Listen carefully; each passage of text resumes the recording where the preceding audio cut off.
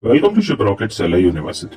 Today, we will learn how to process an order in ShipRocket. Let's begin. To process a new order, go to Orders section from the left panel. Click on Orders, New tab to view new orders. For the order you want to process, click Ship Now. This will take you to the courier selection screen. On the courier selection page, choose the best available courier service based on delivery time, charges, and mode of shipment like surface, air, or local. You can also mark the shipment as self-fulfilled if you are using your own courier partner.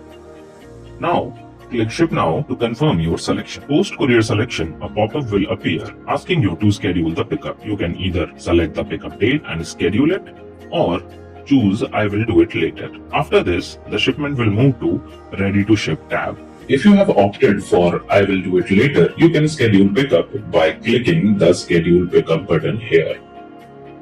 In the Ready to Ship tab, you can download important documents. 1. Shipping label. This label contains details like shipping address, order ID, barcode, and courier information. It is attached to the package. 2. Buyer invoice. This is the bill or invoice generated for the buyer, including product details, price, tax, and total order value.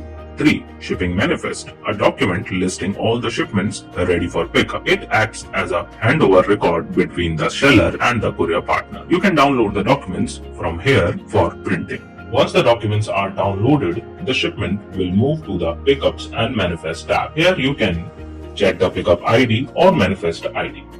Use these IDs if you need to connect seller support regarding any issue with this shipment. The order has now been processed. Now, make sure that your package is properly packed, labeled, and ready for pickup by the courier partner. And it's done. You have successfully learned how to process an order in ShipRocket. Start processing your orders today and manage your deliveries efficiently.